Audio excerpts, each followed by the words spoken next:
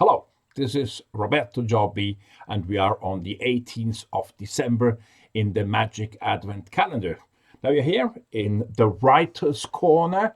That's where most of my books have been written. So it's no fancy setup. It's the real thing. It's where I live and work.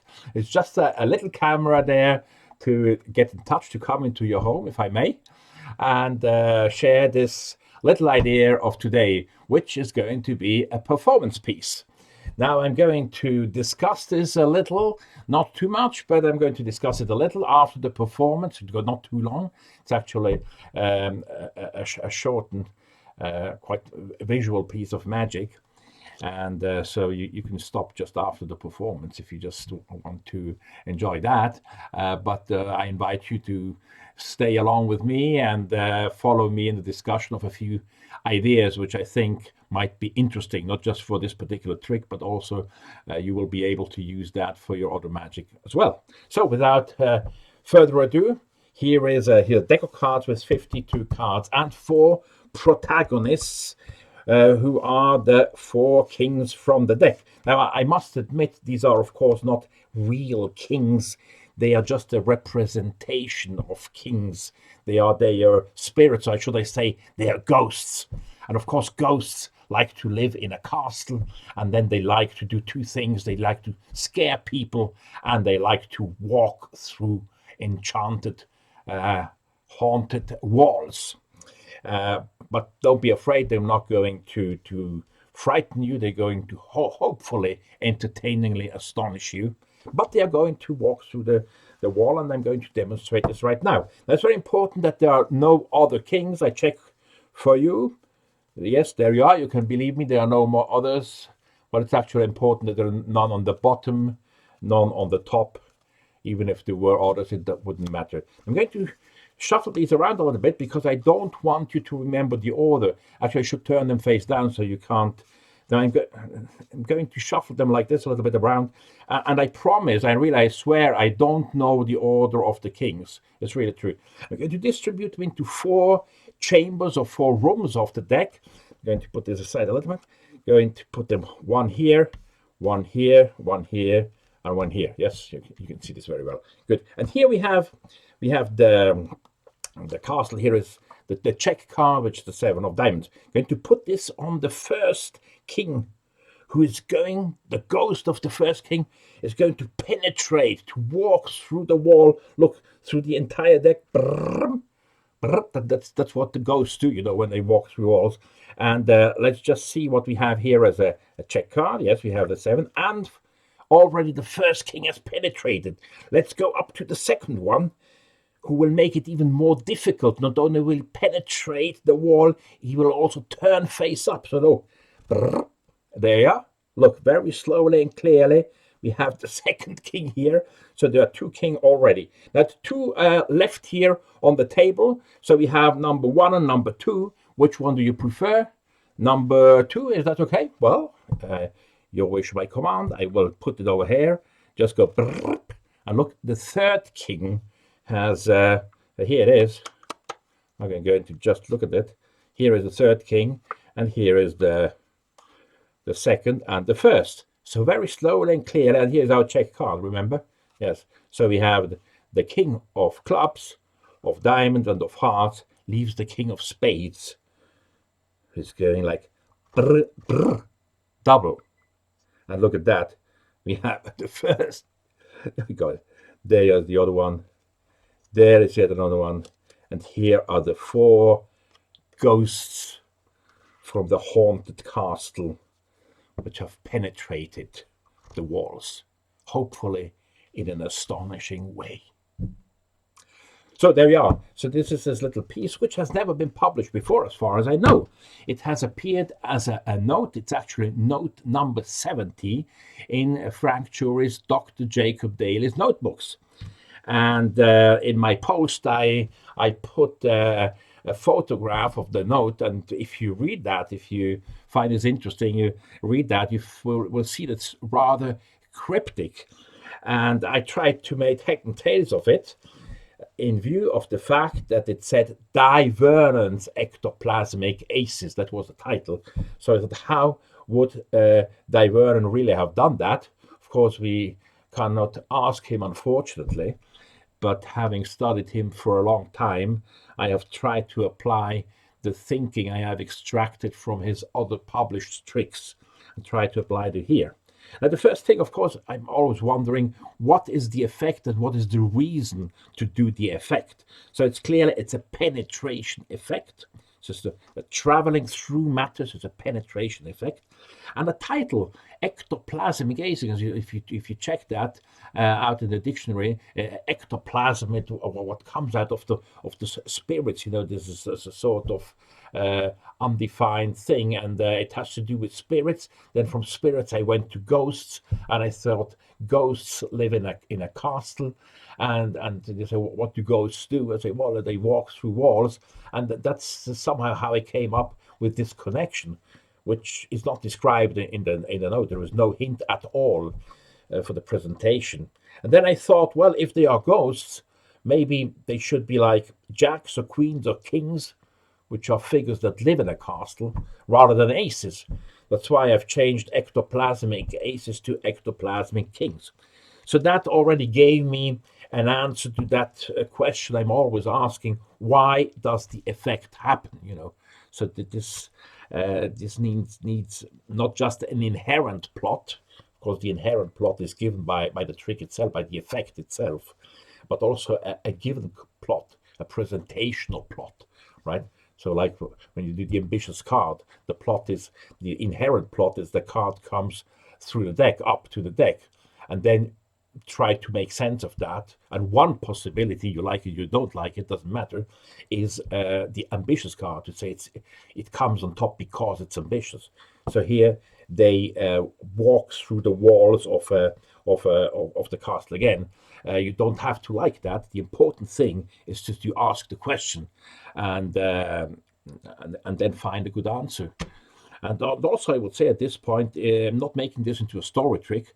Personally, I'm very, very skeptic about story tricks. I like, of course, to use a prologue and an epilogue to give the trick a frame, to give it a dramatic meaning. But I'm very careful at telling stories along with the trick itself, because people have to constantly change from the two levels of storytelling to that of what you're doing, and to switching from an abstract level of the story to the physical level of what they see, and sometimes it's a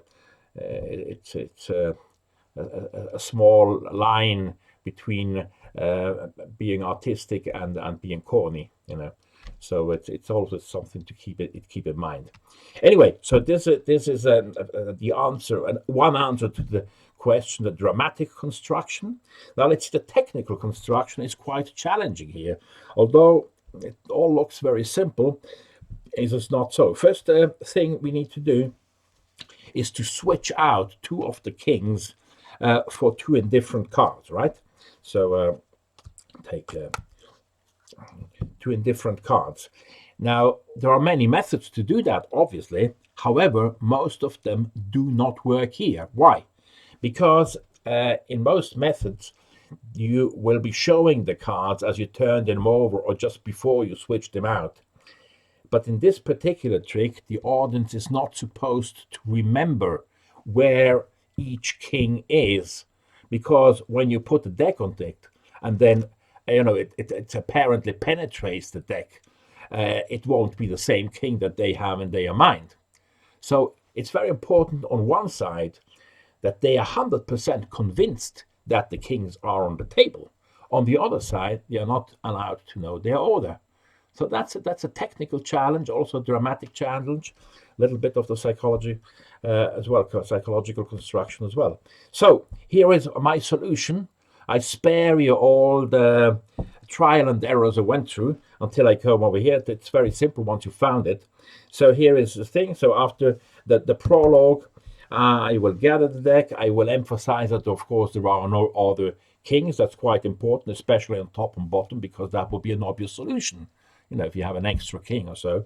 So this gives me a very logical, coherent reason to show the top 3 cards. Actually, it's better if you don't have a picture card to create less confusion. And as I show and replace them, I retain a break between the balance of the deck and these 3 cards. This is nicely misdirected by just drawing the attention to the kings.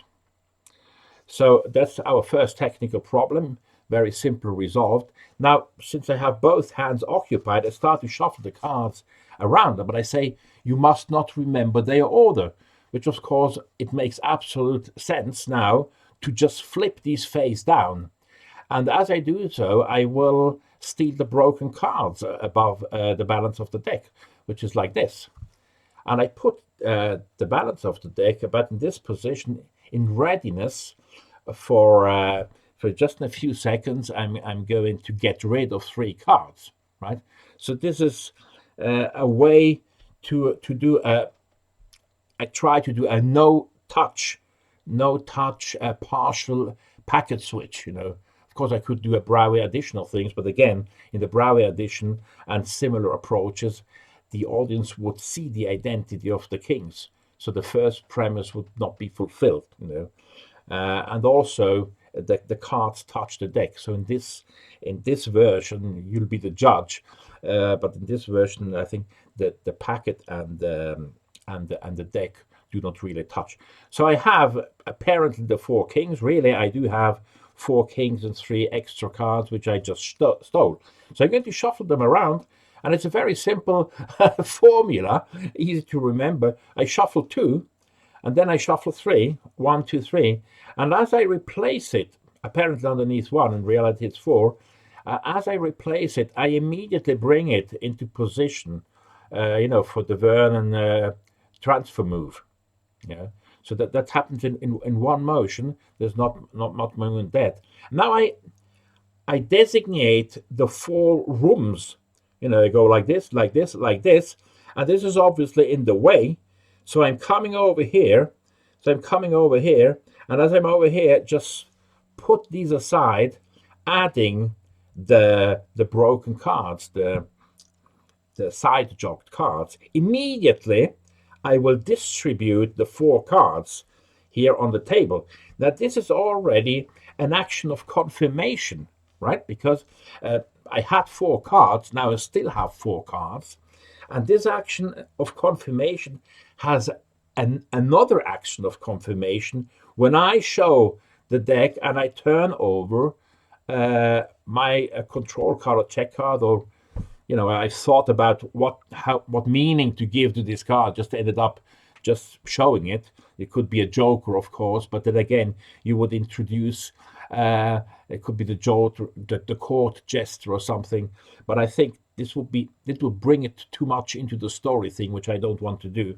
And also, it really misdirects from the essence of the effect, which is the penetration, right? You would get a laugh probably, and you get the gag, but it's not a good thing. Actually, this is only an action of confirmation. It's an action of implicit confirmation.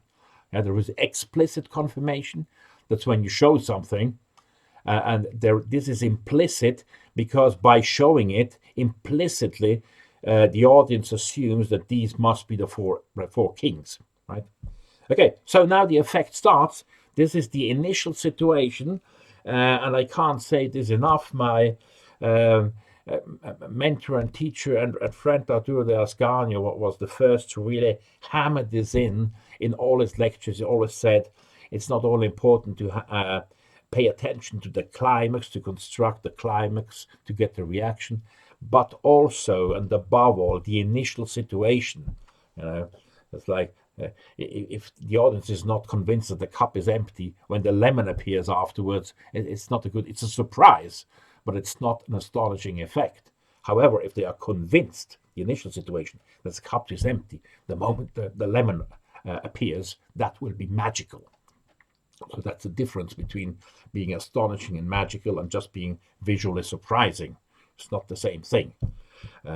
Okay, so we go on top of the first king. Now look, this is an elegant construction detail that can be guessed from the note. Very cryptic note, as I said. I push off the top card to show the check card, the 7. And as I do, I prepare for an intelligent double lift, which is, I described that. I don't describe it in the Card College series. I do not use this term. Ascanio started to use this term very early in his career, never paid attention to it, but I brought it back in these, most of you will have these masterclass thing, DVDs, in the chapter on card switches. I talk about the double lift, which is a sort of card switching technique, of course. So it is an intelligent double lift. I push this over, push the other one over, and as I flip it over, I pull it back so I obtain my break, show that immediately. I can do a little flourish if I like here, and go like this and show the first king. Now I have done at the same time already the Dr. Daley reverse. Yeah, remember it's volume 1 or 2 from Card College, and it's the king is reversed here. Apparently it's just a 7. I'm taking the first king, the penetrate, turn the 3 cards over as 2, and I'm already ready for the second effect, into which I should go, with a good pacing, without too much pause, because this is a trick where the penetrations need to go like duck, duck, duck, pause, and then the last one, So that's another problem to think about, is in what rhythm do you want to do the penetrations. Anyway, the first one goes, the second one is up, and you say, more difficult. Now that's always important, and that's when you learn, when you study Vernon's work. For instance, in Stars of Magic, you have kangaroo coins, that's coins through table. You study cutting the aces. They are all repetitious tricks, where the same effect is being repeated 2 or even 3 times, the ambitious card even more. And with every repetition, you have to add something, It makes it a conflict or something amusing, or a mistake, or whatever, or an additional difficulty. Now here, it penetrates and turns face up.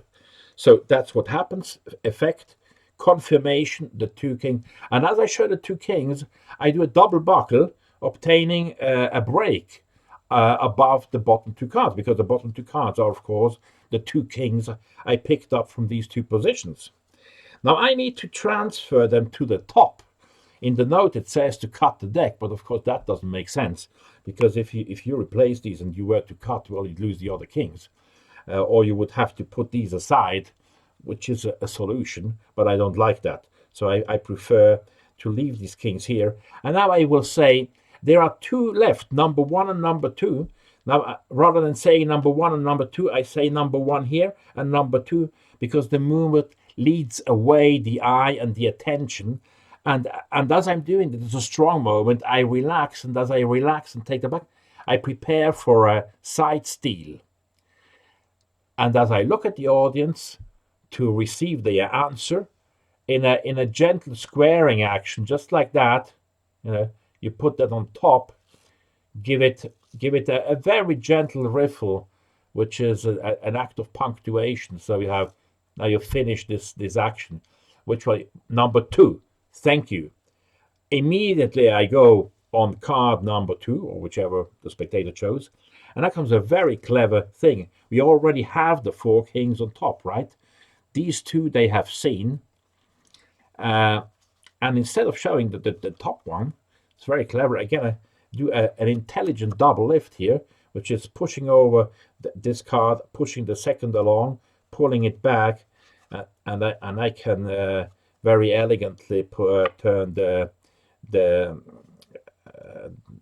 top 2 cards over as well. So immediately I go and turn over the other 2, and of course you can show again the check card. So it's one that this is a look at how natural this is conditioned, that the cards are very light, nothing happens, they go over there, and without moving away from here, it's very important that you stay in the same space. I call this the space information continuum. one of the 52 theories to be explained in my upcoming book, I hope. beginning of next year, sometime next year. So it means that the information should take place in a space, and then you do the effect, and in the same space the card penetrate, rather than taking it here and going, and showing it like here, which lacks clarity. So in this particular case, it helps me. And I go like this, or I can go like this, but I think in this case maybe it's better to do that. You go like this, 1, 2, 3, and 4. And now you can go into a little epilogue if you like, and this is the story of the 4 ghosts who live in a haunted castle. That's where I pick up the story again, if you like, or say something which brings this little piece full circle. Well, there you are.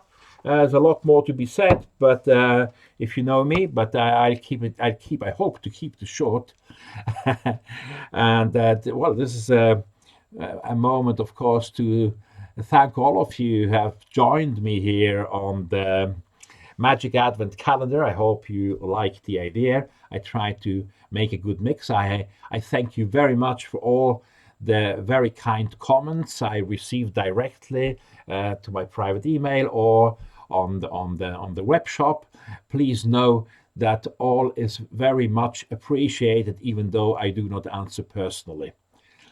Good. Now I wish you a good holiday season. We are still a few days in the Magic Advent Calendar, so make sure to check them out. I have a few surprises and hope to be back next year.